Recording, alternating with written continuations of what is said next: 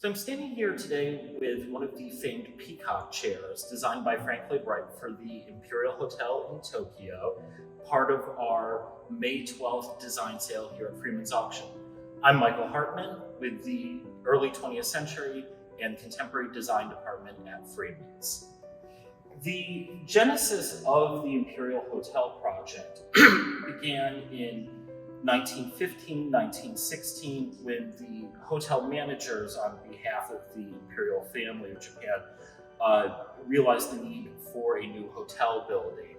Wright was engaged for the project and started work at Taliesin in 1916.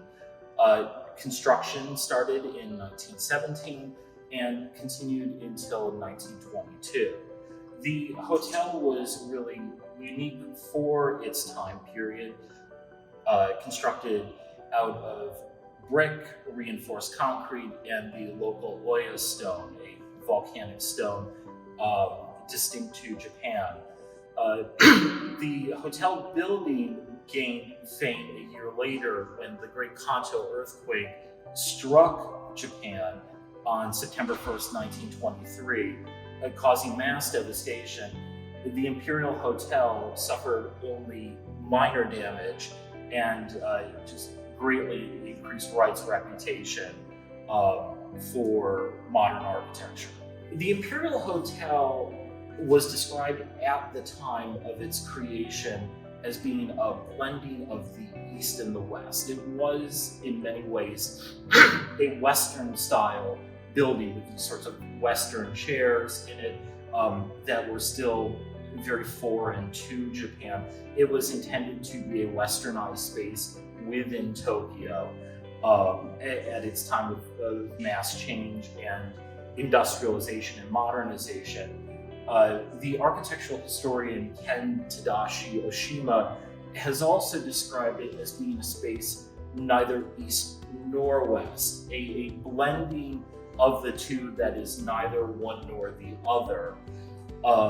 And this is it's a transitional period for Wright. It's a very important period in his career. He's leaving behind the earlier prairie style that had been influenced by the Midwestern plains of his childhood and his young adulthood, long linear structures. And he's not yet in his later phase of Usonian architecture and the particular form of modernism that he would develop in the 30s and 40s and 50s. The Imperial Hotel represents just a period of experimentation for Wright. The building is constructed predominantly in a Mayan revival style, but it also incorporates elements of traditional Japanese architecture, traditional Japanese forms in it as well. The Imperial Hotel is actually damaged in an Allied bombing raid in 1945. It's repaired, but Wright did not work on the repairs for it. He had really left the building and that period behind. Interestingly enough, when the hotel is set to be demolished in 1967, his wife Olga Vana is part of an international protest movement organizing to try to save the Imperial Hotel building. The Imperial Hotel board wanted the hotel demolished. It had fallen into some disrepair. The Osaka Expo was coming up in 1970, and they wanted a new modern structure. Wright's building, for its great size, was very low to the ground, and while it had these magnificent public spaces, it lacked the great multitude of guest rooms that a modern hotel had in the later 20th century. The hotel building is demolished at the end of 1967, closes and demolition starts in November of 67. The lobby portion of the hotel and its reflecting pool and its courtyard are reconstructed at a park site over the course of many decades afterwards, finally finished in 1985. And so visitors to Japan can still see fragments of Wright's original hotel building as they've been reconstructed. What's interesting about our chair is that we have a note on the underside. It's actually taped to the underside of the chair. And what we've got here is a note on the personal stationery of Ichiro Inumari, who was the president and general manager of the Imperial Hotel, a famous Japanese hotel executive, gifting the chair in November 1967 to its first private owners. And this would have been the point in time at which the hotel was being prepped for demolition. So this particular chair saw use in the hotel throughout the 45 years that the hotel was in operation, and then it immediately entered a private collection. With the Imperial Hotel, Wright does something that's not completely uncommon at the beginning of the 20th century, and that he creates a Gesamtkunstwerk, a total work of art with the Imperial Hotel. It is a totally designed space. Everything is meant to operate in relationship to everything else in the hotel. So Wright, as he's done on other projects, designs the structure, he designs the textiles, the china and glassware, the stationery, all of the furniture in the hotel, so that when you enter the Imperial Hotel, you are entering a totally designed space. You are surrounded completely by Wright's vision for the property. So, and for our particular chair here, we do have the customary brass label that accompanies all of these Imperial Hotel chairs. We've got it right here. This is number 84.